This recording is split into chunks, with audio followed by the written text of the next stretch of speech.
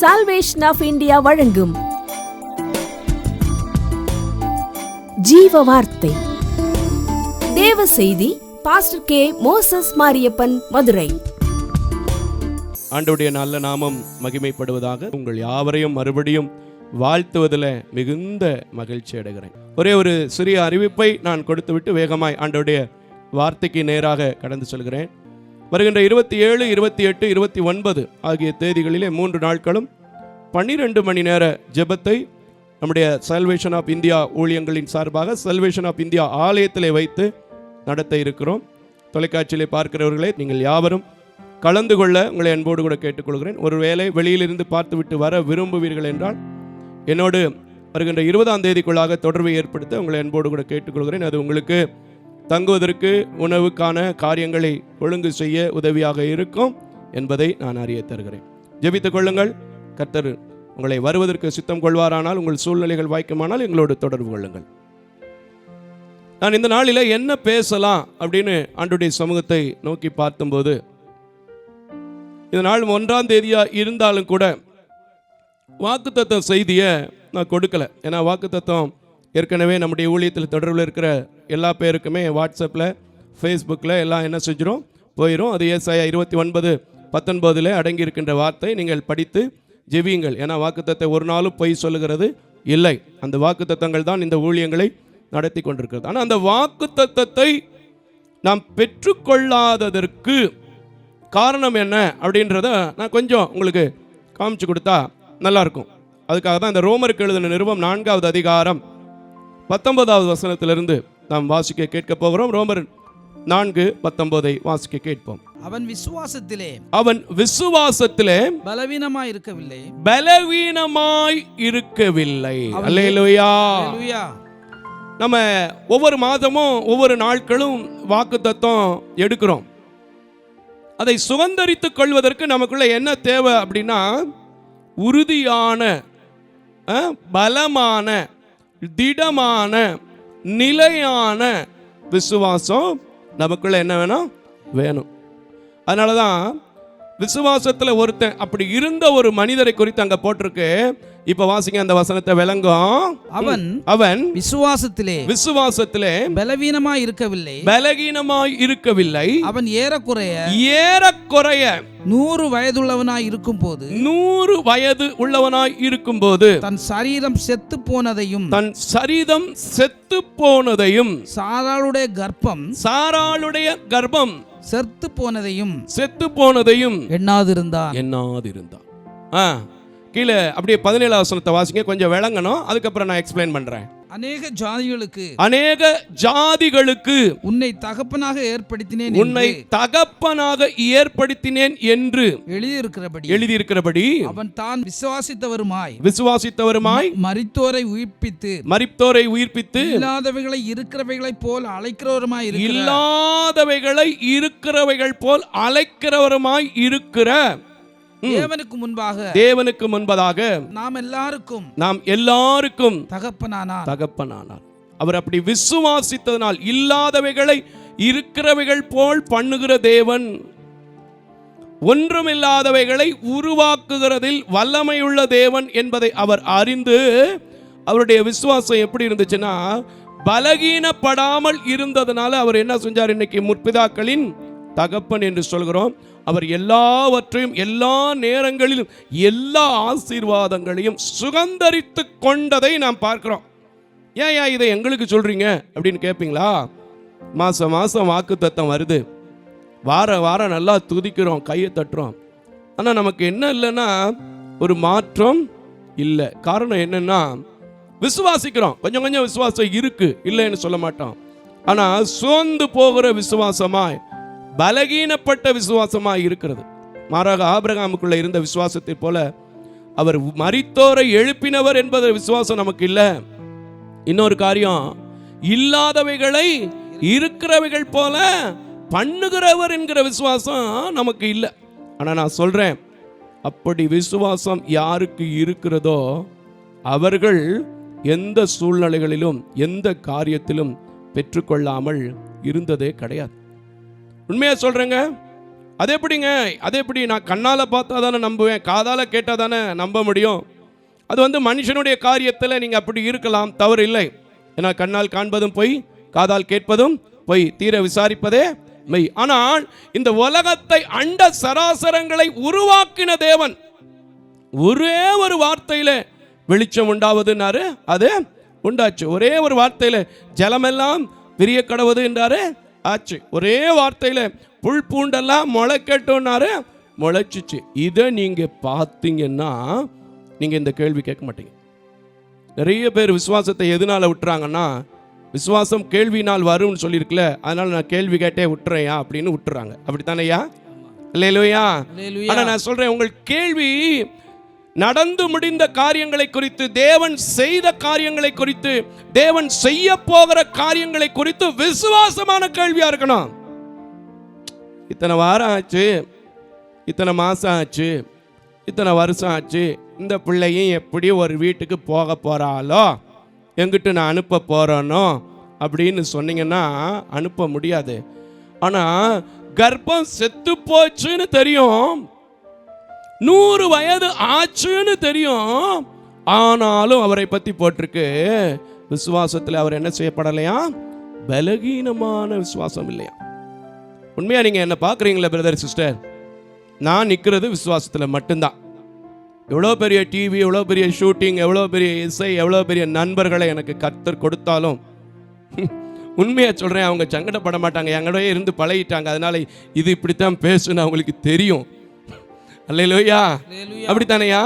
இந்த ஊழியத்தை ஆரம்பிக்கும் போதுல இருந்து இருக்கிற சகோதரர்கள் இப்போ இன்னைக்கு நிற்கிறீங்க. எதில் ஓடுறேன் மோசஸ்? விசுவாசத்தில் ஓடுறேன். ஒருவேளை என்னுடைய விசுவாசம் எந்த இடத்துலயாவது பலகீனப்பட்டிருந்தா நான் சொல்றேன், இந்த ஊழியம் நடக்காது. இன்னைக்கு நான் சொல்றேன், இந்த 27, 28, 29 கூட்டத்தை கூட விசுவாசத்துல தான் துவங்கியிருக்கேன். ஏன்னா எனக்கு தெரியும், இருக்கிறவைகளை இல்லாதவைகள் போல பண்ணுகிற தேவன். 100 வயது ஆனவருக்கு தெம்பு கொடுக்க முடிஞ்சு. 100 வயதுனா ஒரு மனிதனுடைய நிலைமை எப்படிங்க இருக்கும்? கொஞ்சம் யோசிச்சு பாருங்க. 100 வயதுனா சாதாரண ஒரு மனிதனுடைய நிலைமை எப்படி இருக்கும்? இந்த உலகத்தில் வந்த ஆபிரகாமுடைய நிலைமையும் அப்படித்தான் இருந்திருக்கும். ஆனால் அவன் விசுவாசத்தினாலே என்னவானாரு? தகப்பனானார். இன்னைக்கு நம்ம விசுவாசத்தினால என்ன ஆக முடியல? முற்பிதாக்கள் வரிசையில் சேர முடியல. பலகீனப்பட்ட விசுவாசத்தினால நம்ம எதையும் சாதிக்க முடியல. எனக்கா நடக்க போகுது, எனக்கா நடக்க போகுது, எனக்கா நடக்க போகுது. உண்மையாக நீங்கள் எங்கள் பிள்ளைகள்கிட்ட கேட்டு பாருங்களேன். என் கூகுள் பே, ஃபோன்பேயில் என் பிள்ளைங்க தான் சில நேரம் ஆப்ரேட் பண்ணுவாங்க. எப்படி உங்கள் ஒன்றுமே இல்லை, எனக்கு வாங்கி தந்துடுவேன்னு சொல்கிறீங்க, எனக்கு ஃபீஸ் கட்டிடுவேன்னு சொல்கிறீங்க, எனக்கு செய்திருவீங்கன்னுவீங்க அப்படின்னு கேட்பாங்க. நான் சொல்கிறேன், இதுவரை என்னை நடத்தினவர், இதுவரை என்னை தாங்கினவர், இதுவரை என்னை கொண்டு வந்து சேர்த்தவர், இதுவரைக்கும் எந்த காலேஜ் ஸ்கூலுக்கு முன்னாடியும் வெட்கப்படாமல் வைத்திருந்த தேவன் வைப்பார்னு நம்புகிறேன்.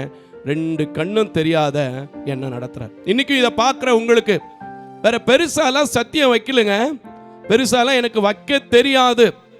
உங்களுக்கு உண்டான சுதந்திரங்களை, உங்களுக்கு உண்டான ஆசீர்வாதங்களை நீங்கள் பெற்றுக்கொள்ளுகிற வாக்கு தத்தங்களை ரிஷூ பண்ணணும்னா பலகீனப்பட்ட விசுவாசம் இருக்கக்கூடாது. அல்லேலூயா.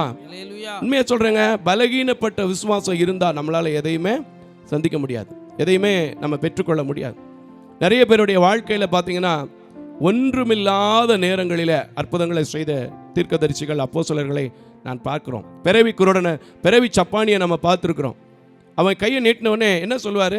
என்னிடத்தில் ஒன்றுமே கிடையாது. உங்களுக்கெல்லாம் தெரியும், எத்தனையோ முறை படித்தாச்சு, என்னிடத்தில் ஒன்றுமில்லை, ஆனால் என்னிடத்தில் ஒன்று இருக்கிறது. அதுதான் என்னது? இயேசுனுடைய நாமம். நீ எழுந்து நடன்னு சொன்ன விசுவாசத்தில், அந்த பலகீனப்படாத விசுவாசம் அவனை மட்டும் இல்லை, அவனோடு சேர்ந்த எல்லா பேர் மத்தியிலையும் யாரை சாட்சியா நிறுத்துச்சு? பேதுருவையும் சாட்சியா நின்றுச்சு, அந்த சப்பானியையும் எப்படி நின்றுச்சு? சாட்சியாய் நின்றுச்சு. அல்லேலூயா. இன்னைக்கு நம்ம எப்படி கணக்கு பார்க்குறோன்னா, என்ன செய்யறது, ஏதோ போன வருஷம் இதை சம்பாரிச்சேன், அடுத்த இந்த வருஷம் இதை சம்பாரிச்சிருக்கிறேன், இவ்வளவு செலவழிச்சிருக்கேன், இப்போ இவ்வளவு செலவழிச்சுக்கிட்டு இருக்கேன், இப்படி தான் பண்ணுறோமே தவிர காணாதவர்களை காண்கிறவள் போல, காண்கிறவைகளை காணாதவைகளைப் போல, இருக்கிறவைகளை இல்லாதவைகள் போல, இல்லாதவைகளை இருக்கிறவைகளைப் போல உண்டு பண்ணுகிற தேவன் எந்த நோக்கத்துக்காக என்னை அழைத்தாரோ, எந்த நோக்கத்திற்காக என்னை தெரிந்து கொண்டாரோ, எந்த நோக்கத்திற்காக என்னை தெரிந்தெடுத்தாரோ நடத்த முடியும்னு சொல்லி பாருங்களேன். உங்கள் பிள்ளைகளுக்கு நடக்குங்க. நிறைய பேர் எப்படி தெரியுமா, 4 இடத்துல அலைன்ஸ் பார்ப்பாங்க, 5ஆவதாக ஒன்று சொல்லுவாங்க என்கிட்ட ஒரு வார்த்தை. அது அவங்க தெரிஞ்சு சொல்கிறாங்களோ தெரியாமல் சொல்கிறாங்களோ எனக்கு தெரியாது. நான் அந்த மாதிரி பிள்ளைகளுக்கு, அந்த மாதிரி ஆட்களுக்கு பொண்ணும் கொடுக்கறதில்ல. ஆனால் ஒரு வார்த்தை சொல்லுவாங்க, பிரதர் என் பிள்ளைகளுக்கு நிறைய இடத்துல மாப்பிள்ளை தேடிட்டேன் பிரதர், நீங்கள் ஒரு அநாத ஹோம் நடத்துறீங்க இல்லை. அவங்க சொல்கிறதுங்க அப்படி. சர்ச்சில் உட்காந்துருக்கவங்களே கவனிங்க, தொலைக்காட்சியில் பார்க்குற அன்பான தேவஜனமே கவனிங்க, அதில் ஒரு நல்ல பொண்ணாக எங்களுக்கு கொடுக்குங்க. நான் இப்படிப்பட்டவங்களுக்கு கொடுக்கவே மாட்டேன், இப்படிப்பட்டவங்களுக்கு நான் தகவலே சொல்ல மாட்டேன். ஏன் தெரியுமா, விசுவாசத்தோடு அந்த பிள்ளைகளும் நல்லா தான் வளர்த்துருப்பாங்க, நல்லா படிச்சிருக்கிறாங்க, நல்ல ஒழுக்கத்தில் இருக்கும். அப்படிப்பட்ட பிள்ளைகளுக்கு வாழ்க்கை கொடுக்கறது நம்ம மேலே விழுந்த கடமை. திக்கற்றவர்களை, விதவைகளை, ஏழைகளை என்ன செய்யணும் நினைக்கணும்னா பரவாயில்ல, விசுவாசத்தில் பலகீனமாகி போயிடும். தேடிட்டேன்றதே இந்த பயலுக்கு எங்கேயும் பொண்ணு அமையலை, உங்கள் இதுலையாவது ஒன்றை கட்டி போடுவோமா, ஏன் என்கிட்ட கட்டி வந்து உங்ககிட்ட உன் விசுவாச பலகீனத்தை ஏன் மேலே தூக்கி போடுறேன் நான். அல்லேலூயா. சரி, பைபிள் என்ன சொல்லுதுன்னு பார்த்துருவோம். அதில் 20 வசனத்தை அப்படியே வாசிங்க, தொடர்ந்து 19 வாசிங்களா, 20 வாசிங்க. தேவனுடைய வாக்குத்தத்தத்தை குறித்து, தேவனுடைய வாக்குத்தத்தத்தை குறித்து அவன் அவிசுவாசமாய் சந்தேகப்படாமல். வாக்குத்தத்தம் எடுக்கிறதெல்லாம் முக்கியம் இல்லைங்க. வாக்குத்தத்தம் எடுக்கிறது அப்படி கையில் வச்சு ஆட்டுறது, அப்படி வேகமாக பைபிளை நோட் பண்ணி வைக்கிறதெல்லாம் முக்கியம் இல்லை. இதை பெற்றுக்கொள்ற வரைக்கும் உங்களுக்குள்ள என்ன வரக்கூடாது, பலகீனமான விசுவாசம் வரக்கூடாது, அவிசுவாசமான சந்தேகம் என்ன செய்யக்கூடாது, வரக்கூடாது. இது போன வருஷம் வாக்குத்தத்தம் பிரதர், புதுசுக்கு இது இந்த வருஷம் வாக்குத்தத்தம் பத்திரமா வச்சிருக்கிறதுக்கு அது கொடுக்கலங்க. நித்தம் நித்தம் ஜெபித்து ஜெபித்து உங்கள் விசுவாசத்தில் பலமுள்ளவர்களாய் ஆகி பெற்றுக்கொள்வதற்கு கொடுக்கப்பட்டிருக்கு. அல்லேலூயா. வாசிங்க. சந்தேகப்படாமல் தேவன் வாக்குத்தத்தம் பண்ணினதை நிறைவேற்ற வல்லவராய் இருக்கிறார் என்று முழு நிச்சயமாய் நம்பி. ஆமென். முழு நிச்சயமாய் நம்பி. இதை பார்க்கும்போது எனக்கு இன்னொரு வசனம், முழு நிச்சயமாய் நம்பினார் என்பதற்கு ஒரு வசனம் தேவைப்படுது. அந்த வசனத்தை கூட கொஞ்சம் எடுங்களேன். ஆதியாகமங்களின் புத்தகம் 22வது அதிகாரம் எடுங்க, திருப்பி நம்ம வருவோம். ஆதியாகமங்களின் புத்தகம் 22வது அதிகாரம் நிறைய தியானிச்சுட்டோம் இதில், அதனால் ஒரு வசனத்தை மட்டும் நம்ம அப்படியே பார்த்துட்டு போயிடலாமே. 10, 11 மட்டும் கொஞ்சம் வாசிங்க. 10, 11, 22, 10, 11. ஏன்னா அங்கே போட்டிருக்கு பாருங்களேன், அவன் வாக்குத்தத்தத்தை நிறைவேற்ற வல்லவர் என்று. நிச்சயம், முழு நிச்சயம் நமக்குள்ள இருக்கிறது முழு நிச்சயமா இல்லை பலகீனமா? நிறைவேற்றுவாரு. எனக்கு நிறைவேறுமான்னு தெரியல, நடக்கும், எனக்கு நடக்குமான்னு தெரியல, கிடைக்கும், எனக்கு கிடைக்குமான்னு தெரியல. இது எங்கேயோ எதையோ ஒன்று பார்த்த மாதிரி இருக்கோ. சரி போட்டு வாசிச்சிருக்க வசனத்தை. பின்பு ஆபிரகாம் தன் குமாரனை வெட்டும்படிக்கு தன் கையை நீட்டி கத்தியை எடுத்தான். இந்த வார்த்தையை பார்க்கும் போதுதான் நான் யோசித்தேன், அவன் முழு நிச்சயமா நிச்சயித்து கொண்டான். அல்லேலூயா. ஏன் அப்படின்னா, ஆண்டவர் சொன்னாரு, உனக்கு ஒரு சந்ததியை கொடுப்பேன், உனக்கு ஒரு குமாரனை கொடுப்பேன். கொடுத்ததை எப்படி அவர் எடுப்பாரு? ஈசாக்கு செத்து போனா சந்ததி வருமா சொல்லுங்க? ஏற்கனவே ஆபிரகாமுக்கு வந்ததே பெரும்பாடு, அப்படித்தானேங்க? ஏற்கனவே ஆபிரகாமுக்கு வந்ததே தள்ளாடி தூக்கிட்டு தலைஞ்சிருப்பாரு. சரி, இன்னொன்றுனா அதுக்கப்புறம் எப்படி இருக்கும் கொஞ்சம் யோசிச்சு பார்ப்போம். ஆனால் பாருங்க, கையை நீட்டி வெட்டுறான். ஏன்னா முழு நிச்சயமா நிச்சயிச்சிட்டார். எனக்கு வாக்குத்தத்தம் பண்ணி இருக்கிறவர், நான் சந்தேகப்படாமல் அவிசுவாசம் இல்லாமல் விசுவாசிக்கும் போது, நான் பலகீனம் இல்லாமல் விசுவாசிக்கும் போது என்னை நடத்துவார் என்று அவன் நிச்சயித்துக்கிட்டு இருக்கான். அதனால அவன் என்ன செய்யறான்? துணிந்து அந்த காரியத்தை செய்யறான். வாசிங்க. அப்பொழுது கர்த்தருடைய தூதனானவர் வானத்திலிருந்து ஆபிரகாமே என்று கூப்பிட்டார். அவன் இதோ அடியேன் என்றான். ஆமென். ஹல்லேலூயா. அவனுக்கு ஒரு கொம்பு, அவனுக்கு ஒரு ஆட்டுக்கடாய். அவன் நிச்சயத்தின் பேரில், அவன் விசுவாசத்தில் பலகீனம் அடையாததின் பேரில், அவன் செத்து போகிற கர்ப்பத்திற்கு செய்த தேவன் என்னை அழிப்பதற்கு அல்ல என்று முழு நிச்சயித்து கொண்டு போது நடத்தின தேவன் இன்னைக்கு யாரையும் நடத்தாம இருக்க மாட்டார். ஆனா நமக்குள்ள என்ன தெரியுமா, காலங்களையும் சமயங்களையும் சூழ்நிலைகளையும் பார்த்துட்டு சரி அவ்வளவுதான், தேவனுக்கு சித்தம் இல்லை, நம்மளா நம்ம வாயினால சொல்லிக்குவோம். அப்படி தானேயா? தேவனுக்கு என்ன இல்லை? சித்தம் இல்லை. இப்போ ரோமருக்கு வந்துருங்க, 4:20 வந்துருங்க. தேவனுக்கு சித்தம் இல்லை. நான் சொல்லுவேன், அவர் மனுஷன் மாதிரியா பல தடவையாக பேசுவார், ஒரு வார்த்தையை பல தடவையாக சொல்லுவார். ஆபிரகாம் கூட கொஞ்சம் கொஞ்சம் கொஞ்சம் சோர்ந்து போய் லேசாக அப்படி கேட்டார். 15ஆம் அதிகாரத்தில் நீங்கள் வாசிச்சு பார்த்தீங்கன்னா தெரியும். நான் சம்பவத்தை எடுக்க வேண்டாம், தெரியும். என்னையா எனக்கு வீட்டில் இப்படி இருக்கானையா அப்படி இருக்கானா, டேய் சும்மா இருறா, உனக்கு கண்டிப்பாக கொடுப்பேன். அந்த இதெல்லாம் பார்த்துட்டு தான் அவர் ஒரு தீர்மானம் எடுத்தான். முழு நிச்சயமாக அவர் எவ்வளவேனும் சந்தேகப்படாமல் அவிசுவாசமாகிறாமல் முழு நிச்சயமாக இருந்தான். அதுக்கப்புறம் தான் அவர் செய்திருப்பான்னு நினைக்கிறேன், கையை தூக்கி ஓங்கி வெட்டி இருக்கிறான். ஆனால் இதெல்லாம் கேட்குறோம், இதெல்லாம் படிக்கிறோம். ஆனால் இன்னும் நல்ல காலேஜில் இடம் கிடைக்கலனா, நல்ல மாப்பிள்ளை கிடைக்கலனா, நல்ல பொண்ணு கிடைக்கலனா, நல்ல வேலை கிடைக்கலனா என்ன வருது? விசுவாசத்தில் பலகீனப்பட்டுரும். நம்மளே ஒரு ஃபுல் ஸ்டாப் வச்சுக்குவோம், நம்மளே ஒரு முடிவு பண்ணிக்குவோம். சரி பிரதர், ஏதோ இந்த வேலையவாது கர்த்தர் கொடுத்தார்ல, செய்வோம், தவறில்லை. ஆனால் அந்த வேலையும் எனக்கு, நான் எதிர்பார்க்கிற காரியமும் எனக்கு, என் தேவன் வாக்குத்தத்தமாக சொல்லி இருக்கிற காரியமும் எனக்கு நடக்கும்னு சொன்னீங்கன்னா நிச்சயமாக நடக்கும். ஏன்னா அவருடைய வார்த்தை ஒரு நாள் ஒரு நேரத்திலும் என் வாழ்க்கையில் என் ஊழியத்தில் எனக்கு சந்தித்திருக்கிற சில மனிதர்கள் சொல்லியிருக்கிற சாட்சிகளை கேட்கும்போது இன்னும் என் விசுவாசத்தோடு தான் ஓட வைக்குது. ஊழியங்களே இன்னைக்கு எப்படி இருக்குன்னு உங்களுக்குலாம் தெரியும். ரொம்ப டவுன் ஆயிடுச்சு, வெளிக்கூட்டங்கள் இல்லை, அது இல்லை, இது இல்லைன்னா சொல்லுவாங்க. நான் சொல்வேன், எது இல்லைனாலும் சரி விசுவாசம் இருக்கு, நடக்கும், நடத்துவார், நடத்தி கொண்டே இருப்பார். கரங்களை தட்டி கர்த்தருக்கு ஸ்தோத்திரம் பண்ணுங்க. இப்ப திரும்பி 20ஆம் வசனத்தை வாசிங்க, தொடர்ந்து வாசிக்க கேட்போம். 2 வசனம் தேவனுடைய வாக்குத்தத்தத்தை வச்சு வாசிங்க. தேவனுடைய வாக்குத்தத்தத்தை குறித்து, வாக்குத்தத்தத்தை குறித்து அவன் அவிசுவாசமாய் சந்தேகப்படாமல் தேவன் வாக்கு பண்ணினதை நிறைவேற்ற வல்லவராய் இருக்கிறார் என்று முழு நிச்சயமாய் நம்பி தேவனை மகிமைப்படுத்தினான். விசுவாசத்தில் வல்லவன்.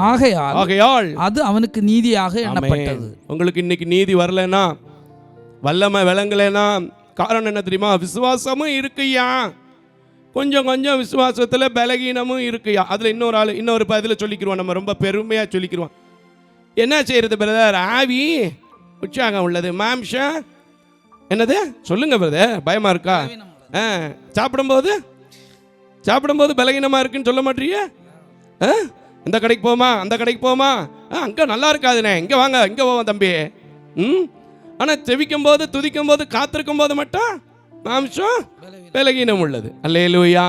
பலகீனம் உள்ளதுன்னு சொல்லி சொல்லி சொல்லி எதை நம்ம பலகீனப்படுத்திட்டு இருக்கிறோம்? விசுவாசத்தை பலகீனப்படுத்திட்டு இருக்கோம். நான் சொல்றேன், இன்னைக்கு என்ன பார்க்குறீங்களா நீங்க சொல்லுங்க, இந்த 2 கண்ணு தெரியாதவர் இத்தனை வருஷம் இந்த ஊழியத்தை விசுவாசத்தோடு பலத்தோடு தேவ பலத்தோடு நிச்சயித்து கொண்டு ஆபிரகாமுடைய வசனத்தை படிச்சு பார்த்து செய்கிறாரு. திரும்ப எனக்கு நினைப்பூட்டி இருக்கிறாரு, நான் விசுவாசத்தில் வல்லவனாவேன், நான் என்னுடைய நீதியும் தேவ சமூகத்தில் நினைக்கப்படும், அவரால் இப்பவும் இருக்கிறவைகளை இல்லாம பண்ண முடியும், முடிஞ்சு போன காரியத்தை துவக்க முடியும், துவங்கி இருக்கிற காரியத்தை தொடர்ந்து செய்ய முடியும். சொன்னீங்கன்னா செய்ய முடியும். சில பேர் வீடு கட்டும் போதே, பிரதர் வீடு கட்ட தொடங்கியிருக்கேன் பிரதர், ஜோம் பண்ணிக்கோங்க, ஒரே பிரச்சனையா இருக்கு, ஜோம் பண்ணிக்கோங்க அப்படி சொன்னால் அது பிரச்சனையாக தான் இருக்கும். நான் சொல்கிறேன், வீடு கட்ட தொடங்கியிருக்கேன் பிரதர், கர்த்தர் முடித்து கர்த்தருடைய நாமத்தில் ஊழியக்காரங்களை கொண்டு வந்து ஜோம் பண்ணி பிரதிஷ்டை பண்ணி சீக்கிரமாக குடி போகணும் பிரதர்னு சொல்லி பாருங்களேன்.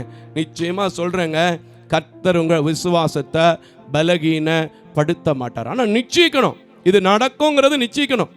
நான் ஒவ்வொரு கூட்டத்தையும் போடும்போது இது நடத்த முடியும்னு நான் நிச்சயிப்பேன். பாக்கெட்டில் பணத்தை வச்சுக்கிட்டு இல்லை. சில பேர் இந்த நிகழ்ச்சியை பார்த்துட்டு இருப்பீங்க, இந்த ஆராதனையை தொலைக்காட்சியில் கேட்டுட்டு இருப்பீங்க, உங்ககிட்டயே ஃபோன் பண்ணி சில காரியங்களை சொல்கிறத, ஆனால் பணத்தை கையில் வச்சுக்கிட்டு இல்லை, விசுவாசத்தோடு உங்ககிட்ட சொல்கிறேன், ஜெபிக்கிறேன்.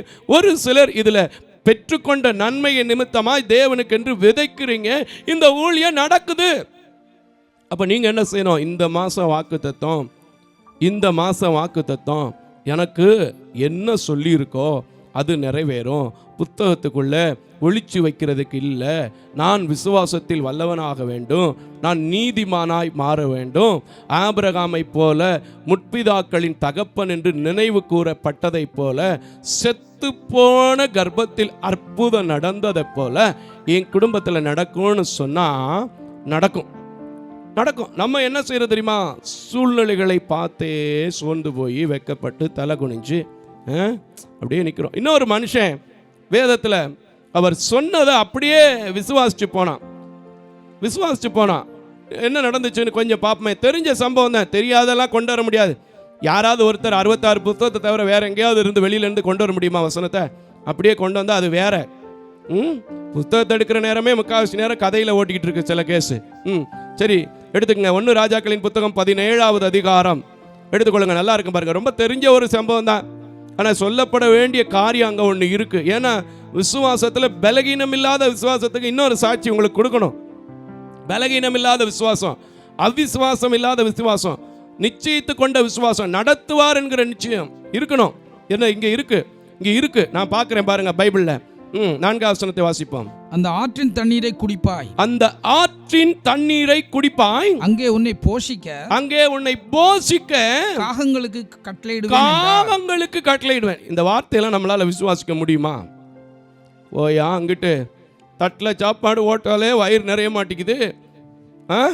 வீட்டில் என்னடி இன்னும் இருக்கா இல்லையா, இப்படி சுரண்டிக்கிட்டு திரியிற அப்படின்பா நம்ம. ஆனால் ஆண்டவர் அங்கே சொல்றாரு, நீ அந்த ஆற்றின் தண்ணீரை குடிப்பாய். அல்லேலூயா. உன்னை போஷிக்கும்படி, உனக்கு வயிறு நிறையிறதுக்கு யாரை கட்டளையிடுவேன்? காகங்களை. கலெக்டரை கொடுப்பேன்னு சொல்லலைங்க, காகங்களை கொடுப்பேன்னாரு. அவன் ஏதாவது மாறுத்தன சொன்னானா? ஐயா, என்னையா நீர் என் வயிறை பற்றி தெரியாம, என்னையா என் வாயை பற்றி தெரியாமல், என்னையா ஒரு கையில் அள்ளுனாலே காக்கா கொண்டு வர்றது என்ன செஞ்சிடும்? அப்படித்தானுங்க. ப்ராக்டிக்கலி யோசிச்சு பாருங்க. ஆனால் என் ஊழியக்காரன் என்ன செஞ்சான் தெரியுமா? எலியா என்ன செஞ்சான் தெரியுமா? விசுவாசித்து அப்படியே எந்திரிச்சு போனான். அங்கே கொண்டு வந்து என்ன செஞ்சிச்சு? காக்கம் சாதாரணமாக இல்லை, அப்பமும் இறைச்சியும் கொடுத்துச்சு. நீங்க என்னைக்கு விசுவாசிக்கிறீங்களோ, இருக்கிறவைகளை இல்லாதவைகளாய் நடத்துகிற தேவன், செத்துப்போன கர்ப்பத்தில் உண்டாக்குகிற தேவன், முதிர் வயதில் கால் தள்ளாடாம பிள்ளைய தூக்கிட்டு போற அளவுக்கு, பிள்ளைய கையில பிடிச்சிட்டு போற அளவுக்கு ஒரு பலனை கொடுக்கிற தேவன் நடத்த முடியும்னு விசுவாசிக்கிறீங்களோ, அன்னைக்கு தான் அவங்க விசுவாசம் பலனுள்ள ஒரு விசுவாசம், நிச்சயிக்கப்பட்ட ஒரு விசுவாசம், வல்லமையுள்ள விசுவாசம். அது வரைக்கும் உங்க விசுவாசம் என்னதான்? அவிசுவாசம் தான். நான் பிரதர் சொல்றீங்க அப்படிங்கிறீங்களா? நிச்சயமா சொல்றேன், அப்படித்தான். ஏன்னா இந்த எலியா என்ன செய்யல? கேள்வி கேட்கல. ஆபிரகாம் என்ன செய்யல? கேள்வி கேட்கல. பிள்ளைய கொண்டு போகும்போது கேள்வி கேட்டாரா? எடுத்து போட்டாயா, கத்தி எடுத்து இப்படி கையை வைக்க துறைஞ்சிட்டான். அல்லேலூயா. நீங்க சொல்லணும், என்ன அனுமதிச்சாலும் சரி, என்னை இந்நாள் வரைக்கும் நடத்தினவர் நடத்தக்கூடும் சொல்லி பாருங்களேன், நடத்த முடியும். நான் கொரோனா சம்பவத்தை திரும்பி நினைச்சு பார்த்து ஆண்டவரை துதிப்பேன். பெரிய ஊழியங்கள்லாம் டவுன் ஆச்சு, பாதி சம்பளம் கொடுத்தாங்க. நீங்க என் ஸ்டாப்பை போய் கேட்டு பாருங்க, லைவ்ல பாருங்க. ஒரு சண்டே ஆராதனை நின்றுச்சுன்னா என் தலையில வந்து ஓங்கி ஒரு கொட்டுங்க பார்ப்போம். அல்லேலூயா. எப்படிங்க நடந்துச்சு? காசு பணம் மட்டும் இல்லைங்க, விசுவாசம் இருந்தது, விசுவாசத்தில் பலன் இருந்தது, விசுவாசத்தில் உறுதித்தன்மை இருந்தது, விசுவாசத்தில் ஸ்திரத்தன்மை இருந்தது, விசுவாசத்தில் நிலைத்தன்மை இருந்தது, நடத்துனது. இன்னைக்கு இங்க மனுஷனுக்கு பாத்தீங்களா என்ன நடக்குது பாருங்க. அடுத்த ஒரு காரியம் சொல்றாரு பாருங்க. காக்கையை கொண்டு போஷிப்பேனாரு, போயிட்டாரு, சாப்பிட்டாரு. 14வது வசனத்தை கொஞ்சம் வாசிங்க. ஏன்னா 9, 10, 11 எல்லாம் தெரியும், ரொம்ப அதிகமாக கேட்டிருக்கோம், எல்லாரும் பிரசங்கிச்சிருப்பீங்க. இருந்தாலும் காரியம் இருக்கிறது. 14வது வசனத்தை வாசிக்க கேட்போம். கர்த்தர் தேசத்தின் மேல் மழையை கட்டளையிடும் நாள் மட்டும் பானையில் மா செலவழிந்து போவதுமில்லை. ஆமென். பானையில் மாவு செலவழிந்து போகவும் இல்லை, கலசத்தில் எண்ணெய் குறைந்து போவதும் இல்லை என்று இஸ்ரவேலின் தேவனாகிய கர்த்தர் சொல்லுகிறார் என்றார்.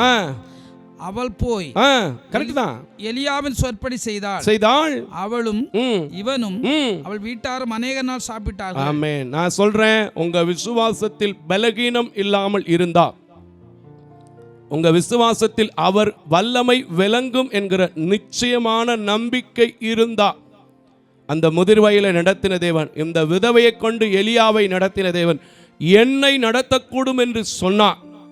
இந்த 2 கண் பார்வை இல்லாதவருக்கு, இந்த ஊழியத்துக்கு, இந்த ஏழை பிள்ளைகளுக்கு அநேக ஜனங்கள் கொடுக்கிற காணிக்கையை கொண்டு அவர் நடத்துகிறார். ஏன்னா நீங்க கொடுக்கிற காணிக்கையில நடக்கிறது என்று விசுவாசித்தார். நான் சொல்றேன், இந்த வருஷம் உங்க வீட்டில் உங்க பிள்ளைகளுக்கு திருமணம் நடக்கும். இந்த வருஷம் முடிஞ்சு போன காரியமா இருந்தா கூட ரொம்ப நாளா ட்ரை பண்ணி ரொம்ப நாள சிகிச்சையில் இருக்கிற உங்க பிள்ளைங்க விடுதலை பெறும். நிச்சயமா நடக்கும். இல்ல பிரதர் நான் கன்சல்டிங் பண்ணிட்டேன், பெரிய ஹாஸ்பிட்டல், பெரிய டாக்டர், இன்னும் அப்படியே சொல்லி உங்க விசுவாசத்தை என்ன செய்யாதீங்க, பலகீனப்படுத்தாதீங்க. எல்லாரும் எழும்பி நிப்போமா? ஒரு வார்த்தை சொல்லும் கர்த்தாவே. என் வாழ்க்கையெல்லாம் செழிப்பாகுமே, ஒரு வார்த்தை சொல்லும் கர்த்தாவே. அவருடைய வார்த்தை தான் இவ்வளவு நேரம் பேசியிருக்கு. ஆபிரகாம் செத்து போனது 100 வயதான பின்னாடி அவர் நிச்சயித்து கொண்டு நீதி விளங்கினது, வல்லமை விளங்கினதுன்னு சொன்னாங்க. முடிஞ்சு போச்சுன்னு சொன்ன மனுஷனுக்கு காக்கா அப்பமும் இறைச்சியும் கொண்டு வந்துச்சு.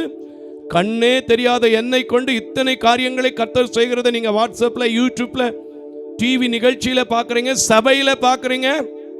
நீங்க விசுவாசித்து அந்த தேவனை நான் விசுவாசிக்கிறேன், எனக்காகவும் கூட அந்த ஏசாயா 29:19 வாக்குத்தத்தத்தை போல எத்தனையோ நான் பெற்றிருக்கிறேன். இன்னைக்கு பெற்றிருக்கிற வாக்குத்தத்தத்தை போல, இப்ப கேட்ட சத்தியத்தை போல எத்தனையோ கேட்டுட்டு நான் விசுவாசத்தில் பலகீனம் அடைந்திருக்கிறேன்.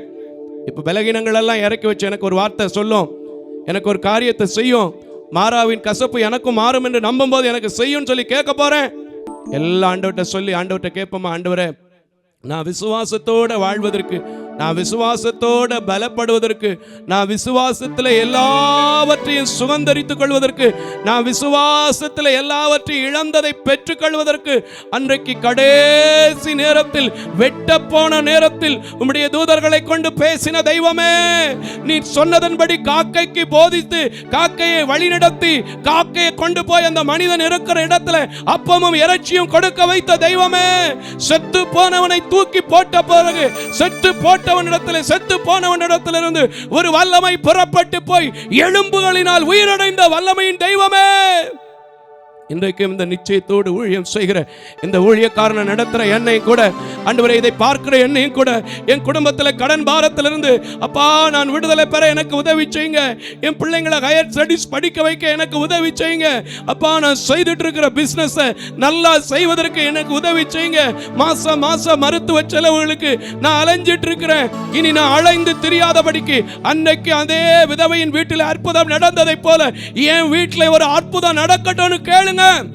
எந்த காரியத்தில் நீங்க விசுவாசிச்சாலும் நான் சொல்றேன், உங்களுக்காக மனதார சொல்றேன், கர்த்தர் கொடுத்த வார்த்தையை நீங்க அப்படியே ஏற்றுக்கொள்ளும் போது மனதார சொல்கிறேன், என்னால் எதுவும் செய்ய முடியாது, என்னை கொண்டு உங்களை போன்றவர்கள் கொடுக்கின்ற காணிக்கைகளை கொண்டு எல்லாவற்றையும் செய்ய வைக்க முடியும் என்றால் உங்க குடும்பத்தில் விசுவாசிக்கிற எந்த காரியமோ அதுல ஏகபரமான நன்மைகள், ஏராளமான ஆசீர்வாதங்கள் எல்லாவற்றையும் கர்த்தர் இப்பொழுதே கொடுக்கிறார். அந்த நல்ல தேவனை நோக்கி அப்படியே தொடர்ந்து காத்திருங்க. தொடர்ந்து எங்களுக்காக, எங்கள் ஊழியங்களுக்காக ஜெபியுங்கள். இப்பொழுதும் கூட நான் உங்களுக்காக ஜெபிக்கிறேன். ஹல்லேலூயா. கிருபையும் இரக்கம் நிறைந்த நல்ல ஆண்டவரே, இப்பொழுதும் ஒரு விசுவாசம் உள்ள வார்த்தையை, பலகீனப்படாத விசுவாசம் நமக்குள் தேவை என்று நீர் சொல்ல சொன்னீர். இந்த பலகீனமான பாண்டத்தை கொண்டு உம்முடைய விசுவாசத்தை பலமாய் பிடித்து நான் ஓடும்போது, பெற்றுக்கொள்ளும் போது ஆண்டவரே, இப்பொழுதும் எதை எதிர்பார்த்து எதையெல்லாம் நான் உம்முடைய சமூகத்தில் பெற்றுக்கொள்வேன் என்று உம்முடைய பிள்ளைகள் நிச்சயித்திருக்கிறார்களோ, அதற்கு காத்திருக்கிறார்களோ, குடும்பத்தில் இருக்கலாம், தனிப்பட்ட வாழ்வில் இருக்கலாம், ஆண்டவரே பொது காரியங்களில் இருக்கலாம், ஊழியத்தில் இருக்கலாம், கையிட்டு செய்கிற வேலைகளில் இருக்கலாம், நான் அறியேன். ஆனால் எல்லாவற்றையும் அறிந்திருக்கிற தேவன் நிச்சயித்து ஓடின அந்த ஆபிரகாம் பெற்றுக்கொண்டது போல, இந்நாள் வரைக்கும் நிச்சயித்து ஓடின அநேக ஊழியக்காரர்கள் பெற்றுக்கொண்டதை போல, இப்பொழுது உம்முடைய சமூகத்தில் நான் பெற்றுக்கொண்டிருக்கிறதை போல அநேக சாட்சிகள் எழும்ப நீங்க கிருபை செய்யுங்க, நீங்க காத்துக்கொள்ளுங்க, நீங்க வழி நடத்துங்க. இம்மட்டும் எங்களோடு இடைப்பட்டீங்க, நாங்கள் கடந்து செல்கிறோம். கடந்து செல்லாத நேச கிருபை, அன்பு, சமாதானம், இரக்கம் விசுவாசிக்கிற ஒவ்வொரு பிள்ளைகளின் மேலே இருக்க நீங்க கிருபை செய்யுங்க. இயேசுவின் நாமத்தில் ஜெபிக்கிறேன் நல்ல பிதாவே, ஆமென். தேவ தரிசனத்தோடு செயல்படும் இவ்வூழியத்தினை உங்களது உதாரத்துவமான காணிக்கைகளால் தாங்க விரும்பினால் M Ranjith Kumar, Keputhur branch, state bank of India, account number 3386424648, IFSC code SBIN 00155569. உங்களது 24 மணி நேர ஜெப தொடர்புக்கு pastor K. Moses Mariyappan, 2/26 SP Natham அஞ்சல், திருமங்கலம் தாலுகா, மதுரை மாவட்டம் 625706. Phone number 9360383940. ஜெபியுங்கள், தாங்குங்கள். தேவன் தாமே உங்களை நிறைவாய் ஆசீர்வதிப்பாராக.